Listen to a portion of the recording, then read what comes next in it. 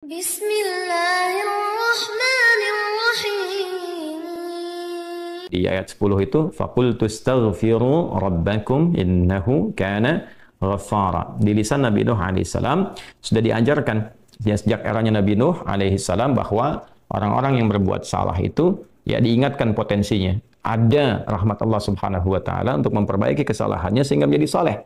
Ya, ini satu fitrah.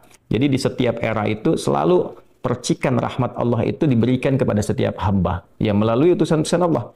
Di era-eranya ada rasul ya, ada nabi, kemudian rasul nabi berhenti ya dengan hadirnya Nabi Muhammad SAW dan wafatnya beliau, selesai era kenabian, selesai era kerasulan, maka semua petunjuk-petunjuk yang telah sempurna itu diteruskan oleh sahabat beliau dari kalangan ulama. Nanti kalangan ulama ini mengajarkan kepada ulama di generasi selanjutnya, di tabi'in, tabi'ut tabi'un, sampai kemudian kepada kita. Ya, ini pakemnya sudah ada. Jadi dalam diri kita ini boleh jadi setiap manusia itu kan tidak ada yang suci. Ya, kecuali para nabi dan rasul yang memiliki sifat maksum, dijaga dari kesalahan. Boleh jadi saya, Anda, kita berbuat satu kesalahan, tapi rahmat Allah menjadikan kita itu mendapatkan fitrah untuk memperbaiki itu. Nah, ini yang nggak dimiliki oleh setan. Setan itu salah ya salah. Kan? Salah ya salah. Jadi ketika dia berusaha untuk mendapatkan rahmat Allah pun dengan taubat itu selalu terhambat dengan kesombongannya, istakbar itu. Ya, satu kali ditawari untuk bisa mendapatkan ampunan pun, ya lalu diberikan satu syarat untuk hormat kepada jasadnya Adam pun, kan? Itu tetap kemudian dia abai. Sekali lagi saya ingatkan untuk menekankan bahwa kita ini tercipta sebagai manusia, bukan setan. Ya, sepanjang kita menyadari kita manusia dan berbuat salah, maka aktifkan sinyal taubat itu. Ya, sejak di era sebelumnya, bahkan di era Nabi Adam alaihissalam turun ke muka bumi, kemudian juga berkeluarga, ya risalah-risalah tentang taubat itu selalu kemudian disampaikan. Nah, di era Nabi Nuh alaihissalam, Rasul pertama. Jadi kalau Adam itu Nabi yang pertama, Nuh alaihissalam Rasul yang pertama. Umatnya salah.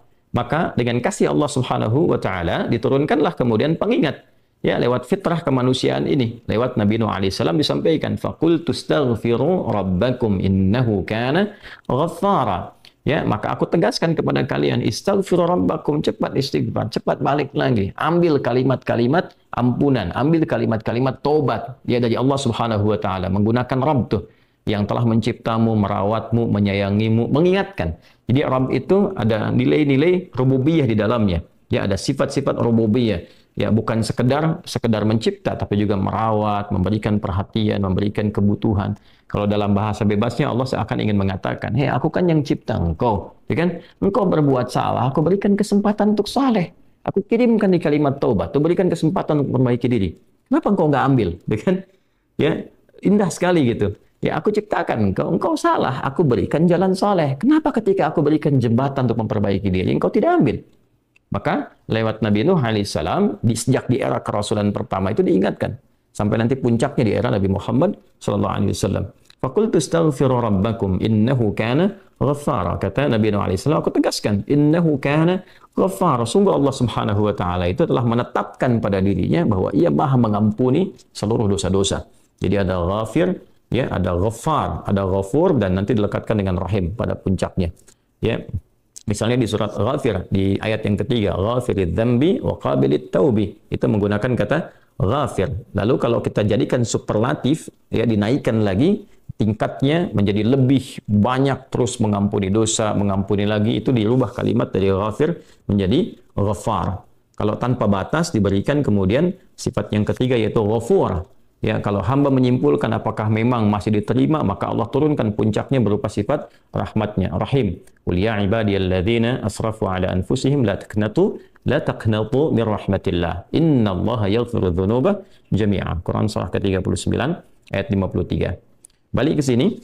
Ya, jadi ini gambaran yang pertama. Sejak di era kenabian turun yang Al-A'raf ayat 23 itu Rabbana zalamna anfusana. Kan Nabi Adam alaihissalam mendapatkan kalimat itu. Lalu di era Nabi Nuh alaihissalam sebagai rasul pertama diingatkan juga dengan potensi sifat-sifat kebaikan ini yang menjadikan manusia tertuntun untuk senantiasa berbuat baik. Lalu apa sifat rahmatnya? Ya, kalau kita kembalikan ke konstruksi Al-Baqarah ayat 37, tadi kan saya katakan di awal ya, Allah menegaskan seorang yang taubat ingin merubah dirinya dari salah menjadi saleh, bukan sekedar dituntun oleh Allah, tapi juga dipercikan kasih sayang Allah kepadanya. Rahmat Allah diberikan. Ya, kembali ke Quran surah kedua ayat 37 itu, fatalaqqa Adamu min rabbih kalimatin fataba alaihi innahu huwat tawwabur rahim. Jadi bukan tawwab saja, tapi rahim juga. Bukan sekedar Allah terima taubatnya, tapi kasih sayang Allah pun diberikan kepadanya. Nah, apa di antara jenis kasih sayang yang Allah berikan kepada seorang hamba yang mau taubat? Ya, maka diteruskan ayatnya sampai 12 di sini. Imam Al-Bukhari menyantumkan di sini sampai ayat 12. Yursilis samaa 'alaikum midrara wa yumdidkum bi amwalin wa banina wa yaj'al lakum jannatin wa yaj'al lakum anhara. Allahu akbar. Ya, justru di sini teman-teman sekalian, istighfar itu ya permohonan ampun kepada Allah Subhanahu wa taala, ya, permohonan rahmat Allah Subhanahu wa taala, kembali kepada Allah, mengoneksikan diri kita kepada yang maha baik, itu diantara percikannya adalah mendapatkan lapangan kebaikan. Yursilis samaa 'alaikum bidrara. Ya, walaupun Anda mendapatkan kesulitan dalam berkehidupan, bahkan yang sifatnya luas ya secara sosial, kalaupun tanahnya gersang, ya, kalaupun kemarau berkepanjangan, itu ternyata dengan satu daerah itu, satu desa itu, satu wilayah itu mengoneksikan diri mereka kepada Allah, beristighfar. Ini faedahnya istighfar. Dengan beristighfar kepada Allah, taubat dari maksiat, ternyata bisa mendatangkan rahmat bukan hanya untuk pribadinya, untuk satu wilayah. Ya, ini pelajaran dari Quran. Ya, Allah akan memberikan kesan begini, jangankan bagi setiap personalnya, setiap orangnya. Ya kan? Ada masalah sekampung pun, contohnya kekeringan misalnya, contohnya kemarau, lalu sekampung itu, ya, atau ada orang-orang soleh di situ yang membiasakan taubat kepada Allah, istighfar kepada Allah, mengoneksikan dirinya kepada Allah, ya kan? Itu luar biasa, percikan rahmat Allah. Ya, apa di antaranya? Yursilis sama ya 'alaikum midrara. Allah memerintahkan kepada langit itu untuk menurunkan hujan. Ya, dengan curah yang memberikan maslahat. Kemudian wa yumdidkum bi amwalin wa banina. Ya, lantas kemudian melapangkan kepada engkau urusan hartamu. Ya, bahkan memberkahi engkau dengan keturunan-keturunan yang baik. Jadi Masya Allah, ya, orang tua yang rajin istighfar, suami yang rajin istighfar, itu ternyata bukan sekedar menjadikan ia mendapatkan penerimaan taubat. Dia berhenti dari perbuatan maksiat, usaha-usaha yang tidak baik, dagang yang tidak benar, itu kan perbuatan curang, ya, perbuatan menipu, perbuatan-perbuatan yang tidak elok, korupsi, jauhi potensi itu. Disogok dia hindari, diajak korupsi dia jauhi dan sebagainya. Lalu konsisten pada kebaikan dan dia isi dengan istighfar.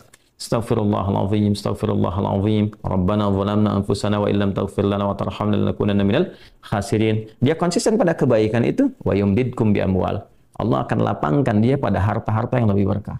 Allahu akbar. Ya. Jadi diberikan kelapangan dulu pada dirinya.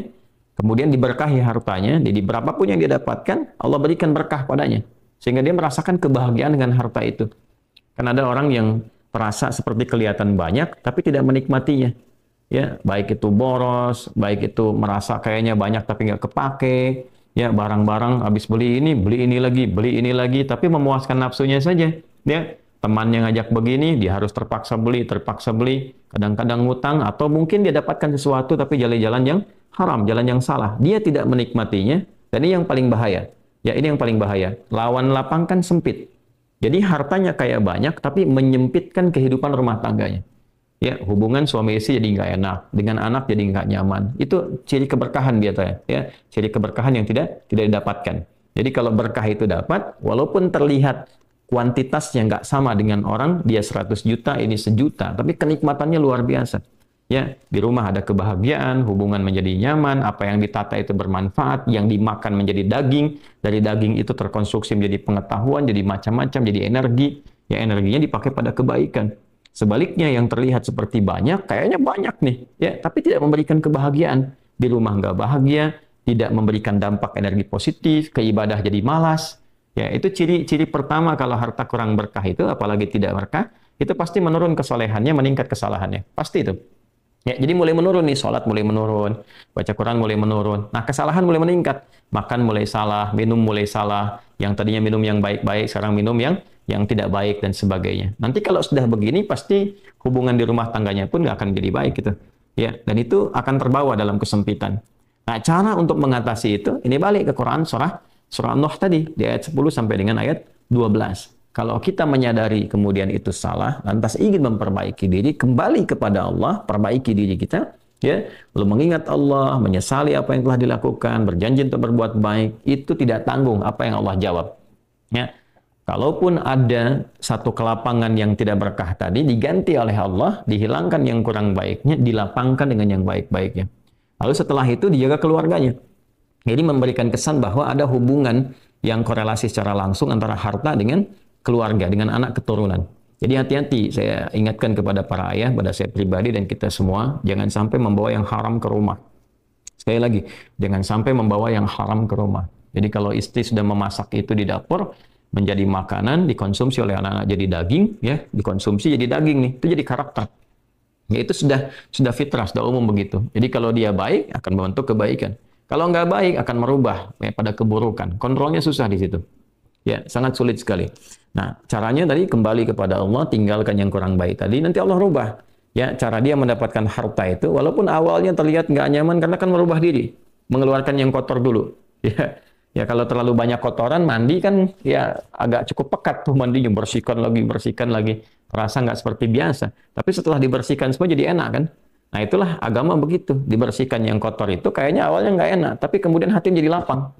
Yang diberikan kelapangan hati dulu. Ya begitu hatinya lapang, baru nanti Allah buka jalan. Ya setelah hatinya lapang, bagus, dan dinilai baik ini punya kemampuan untuk bertindak dan mengelola apa yang didapatkan, dilapangkanlah rezekinya. Karena dia sudah dinilai pandai untuk mengelolanya. Setelah itu diperbaiki keturunannya. Ya. وَبَنِينَ وَيَجْعَلْ لَكُمْ جَنَّاتٍ وَيَجْعَلْ لَكُمْ أَنْهَارًا. Bahkan setelah itu dibikin kaya lebih dari sebelumnya. Ya asetnya ditambah lagi, diberikan kenikmatan hidup, ya sampai dijaga hingga kembali kepada Allah Subhanahu wa taala. Itu faidah istighfar. Jadi kalau kita biasakan bertekad, berniat memperbaiki diri dari yang salah menjadi baik, itu Allah sudah berikan motivasi. Aku bukan hanya terima taubatmu, tapi aku rubah keadaan hidupmu lebih istimewa, lebih mahal nilainya dibandingkan dengan keadaan sebelumnya yang terlihat seperti fata morgana. Kemudian dikuatkan dengan Quran surah ketiga Ali Imran ayat 135 ya.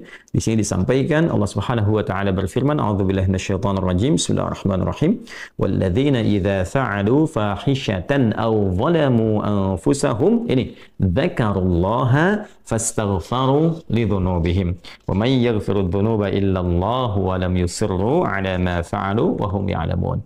Di highlight di sini di firman Allah Subhanahu wa taala, dzakarullaha fastaghfaru lidzunubihim. Ya, yaitu orang-orang yang mendapatkan rahmat Allah Subhanahu wa taala itu. Jadi ini korelasinya dengan ayat 133. Jadi ayat 133 itu Allah Subhanahu wa taala berjanji bagi orang-orang yang menyegerakan istighfar. Jadi ingat dosa hari ini nih. Sekarang misalnya malam nih, kita ingat ada dosa yang dikerjakan. Lantas ketika ingat itu istighfar. Istighfar, minta ampun sama Allah, gitu kan? Itu menyegerakan sesuatu tanpa jeda disebut dengan sara'a. Ya, sara'a. Jadi ada sa'a, ada sara'a. Kalau sa'a itu menyegerakan sesuatu dengan persiapan. Ya, makanya besok ini ada Jumatan menggunakan sa'a. Fas'au bukan wasari'u. Ya, ya ayyuhalladzina amanu idza nudiya lis-salati min yaumil jumu'ati fas'au bukan fasari'u. Fas'au itu Quran surah Al-Jumu'ah. Ya, Al-Jumu'ah di ayat yang keberapa? Ayat 9, gitu kan? Allah menyampaikan fas'au ila dzikrillah. Bersegera, tapi siap-siap dulu. Mandi dulu, pakai wangian dulu dan seterusnya. Tapi kalau dia bersegera cepat, nyaris tanpa jeda, itu menggunakan sarah. Sehingga guru-guru mengatakan bisurah, cepat, nggak usah banyak jedanya, ya kan?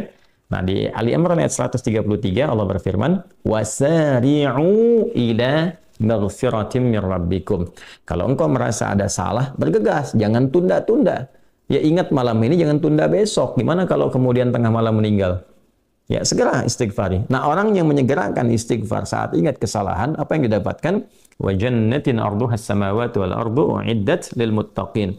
Maka orang ini akan diberi harapan oleh Allah, ya diperkenankan untuk memohon, bahkan ketika pulang disiapkan surga untuknya seluas langit dan bumi. Dan itu bagian dari sifat takwa. Jadi takwa itu bukan sekedar amar ma'ruf. Saat Anda ingat sholat, Anda ingat puasa, ingat baca Quran. Tapi takwa juga ada bagiannya nahi mungkar. Saat Anda ingat salah, lalu Anda taubat. Ya, saat Anda ingat salah, Anda pengen jadi soleh. Saat Anda ingat maksiat, Anda ingin taubat. Itu bagian dari takwa. Nah, bagaimana kemudian cara mengimplementasikan itu semua? Nah, ini poinnya. Ya, walladzina idza fa'alu fahishatan aw zalamu anfusahum dzakarullaha fastaghfaru lidzunubihim. Itu orang-orang. Ini menggunakan, sering diterjemahkan dengan orang-orang yang, gitu kan? Walladzina. Alladzina disebutkan 1080 kali dalam Al-Quran setidaknya. Ya, mencakup semua tanpa batas. Laki-laki, perempuan, besar, kecil, tua, muda, punya jabatan, tak punya jabatan, semua tanpa kecuali. Artinya, semua orang dengan keadaannya berpotensi berbuat salah. Ya, kecuali tadi Nabi dan Rasul yang punya sifat maksum. Ya, Allah jaga dari kesalahan. Kita yang bukan Nabi, bukan Rasul, itu berpotensi salah. Apapun profesinya, apapun jabatannya, apapun tugasnya, berpotensi salah. Ya, pun demikian termasuk saya. Pasti salah, pasti. Nggak ada yang nggak salah. Jadi kalau ada yang mencari kesalahan, misalnya saya pribadi, pasti menemukan. Pasti. Dan percuma mencari kesalahan manusia. Karena pasti ditemukan. Ya. Dan ini catat yang paling penting. Hindari mencari-cari kesalahan itu karena kita tidak tahu bahwa mungkin ketika seorang divonis salah itu dia sudah mengistighfari, sudah mentaubatinya. Ini poin besarnya. Hati-hati gitu ya, hati-hati. Karena itu Nabi selalu menganjurkan mencari kebaikan orang, menyebutkan, meneladaninya, alih-alih mencari kesalahan seseorang. Ya kenapa? Karena pasti ditemukan. Tapi yang tidak pasti itu, kita nggak bisa memastikan orang itu sudah taubat atau belum. Yang paling bahaya adalah mencela orang, mencari kesalahan orang, mencaci orang yang sudah dia taubat dan taubatnya diterima orang, diterima Allah Subhanahu wa taala. Hati-hati ya, mencari kesalahan orang, mencela orang, ya kan? Yang dia sudah mentaubati kesalahannya dan taubatnya diterima oleh Allah Subhanahu wa taala. Allahu akbar. Itu azim, itu hati-hati ya. Ya, sesuatu yang besar sekali dosanya di sisi Allah Subhanahu wa taala. Nah, ini kembali ke sini ketika seseorang dia sadar berbuat salah, dia salah. Alladzina, semua orang potensi salah. Ya, idza fa'alu fahisyah, ketika dia berbuat fahisyah. Ya, fahisyah itu pernah saya sampaikan ya, turunannya nanti fahsya namanya. Jadi sifat kesalahan yang muncul dari syahwat. Ya, mohon maaf, zina, pornografi, porno aksi, kata-kata jorok, kata-kata kotor dengan semua bentuknya. Baik itu di media sosial, digital ataupun juga di praktikal yang nampak secara fisik misalnya, itu jelas salah. Jelas dosa. Ya, al-zalamu anfusahum, atau bentuk mungkar, menempatkan suatu bukan pada tempatnya. Ya, mohon maaf, ya, mencuri, merampok, membunuh, ya, korupsi, hoax dan sebagainya, itu zalim, perbuatan zalim. Nah, saat seseorang berpotensi salah, ya, dari fahsya dan mungkarnya, dia berbuat perbuatan dari dorongan syahwatnya atau mungkar, dari keinginan nafsu perut dan akalnya, dia berbuat yang salah, lalu zakarullah, dia ingat Allah. Nah, ini poinnya. Ini menarik sekali nih. Ini menarik sekali. Kok lanjutan ayatnya zakarullah? Bukan dia sadar bahwa dia itu telah berbuat salah. Kenapa zakarullah? Ini poinnya. Ya. Karena Allah ingin selalu menautkan sifat seorang hamba menjadi baik itu dengan rahmatnya. Ini poinnya. Jadi kalau bukan rahmat Allah Subhanahu wa taala, mustahil kita bisa mengarah pada kebaikan. Allahu akbar. Ya, lillah karena Allah. Lillah karena Allah. Ya, jadi orang-orang yang bertaubat dengan merasakan rahmat Allah itu beda. Dengan sekedar dia pengen memperbaiki, lain rasanya, lain. Ya, jadi kalimat zakarullah itu mahal sekali. Jadi ingin memberikan dampak kesadaran kepada kita bahwa Allah tuh nggak ninggalkan kamu. Ya, Allah tahu kamu salah, tapi sepanjang nyawa kamu belum sampai ke kerongkongan, kamu diberi potensi untuk taubat. Ayo taubat. Kan sering saya ungkapkan, Firaun saja, Firaunnya dikirimkan 2 nabi, Musa dan Harun. Ya, sebagai keadilan Allah, kasih Allah dan adilnya untuk memberikan hidayah. Ya, sampai titik puncak kan nyawanya di kerongkongan. Cuman sayang kan dia sendiri yang memilih untuk tidak mengambil hidayah itu. Sampai nyawanya di kerongkongan. Sampai tenggelam itu. Nah, itu sudah disampaikan informasinya, kisahnya, jejak sejarahnya sampai sekarang diabadikan supaya seluruh anak cucu Adam itu sadar jangan berbuat yang seperti itu. Ya, sekali lagi hanya setan yang tidak kenal taubat. Zakarullah, dia ingat Allah. Nah, sekarang tinggal kita mempelajari. Ketika ingat Allah itu apa yang harus dihadirkan? Tadi poinnya. Allah tawarkan kita bukan hanya sekedar jadi baik. Rahmat dibuka, kasih sayang dibuka, kelapangan hati dibuka. Ya, makanya saya barangkali juga ingin menekankan materi-materi semacam ini, yaitu penting untuk disampaikan. Ya, kepada saudara-saudari kita barangkali yang sekarang dengan kasih sayang Allah itu ya diisolasi di satu tempat seperti lapas misalnya, lembaga permasyarakatan. Boleh jadi itu kasih Allah untuk diperbaiki sehingga dia konsisten bisa berbuat baik saja di dalam, ya, terjaga dari perbuatan-perbuatan di luar, dikontrol supaya bisa kembali pada jalan yang baik. Dia bisa di dalam, bisa memperbaiki diri, istighfarnya enak, bisa ngaji, kadang ketemu ke masjid dan sebagainya. Kalau ini dimanfaatkan dengan baik, Allahu Akbar, Allah kasih kelapangan. Ya, walaupun mungkin tinggal di tempat yang sempit, terasa kemudian dibatasi dengan sel-sel, tapi hatinya lapang, itu luas, megah, dan jadi nikmat. Ya, orang butuh waktu untuk menghafal, butuh suasana. Anda punya tempat yang cukup ideal untuk menghafal Quran, memperbaiki diri, dan fikihnya ada kan? Dan sangat jelas sekali kenapa di antara kisahnya Nabi Yusuf alaihissalam ya diizinkan oleh Allah untuk masuk ke dalam ruang itu untuk memberikan sebuah pencerahan sehingga menemukan modelnya. Ini model orang salah yang mau jadi saleh. Bahkan setelah itu dia keluar dan diangkat jadi pembantunya raja kan, pada masa itu asisten rumah tangganya raja. Baik gitu. Dari sosok yang salah ya kemudian dia tobat mengambil petunjuk dari Nabi Yusuf alaihissalam, dia berubah jadi orang hebat setelah itu. Ya, jadi asisten rumah tangganya raja. Itu luar biasa gitu. Ya, tapi yang memilih kemudian untuk jalan-jalan keburukan tetap bertahan di dalamnya selesai gitu. Ya, ini tawaran sesuatu yang indah ya. Bahkan ada juga yang terakhir ini yang paling luar biasa. Orang yang sudah mendapatkan ancaman hukuman ya sampai kemudian juga mengakhiri kehidupannya tapi dia mau bertobat. Ya, maka dia bisa mengakhiri kehidupannya itu dengan apa yang telah ditetapkan misalnya. Kan kita nggak tahu garis takdir itu bagaimana. Ya, wallahu alam, tiba kemudian manusia memberikan hukuman, tapi Allah dengan kehendaknya merubah itu semua, bisa berubah. Ya, tapi kemudian kalau itu bersamaan dengan takdir yang telah Allah tetapkan, dia menjadi baik. Jadi di Islam itu selalu ada solusi. Selalu ada solusi. Dan pedomannya mengantarkan pada kebahagiaan. Itu poin tertingginya.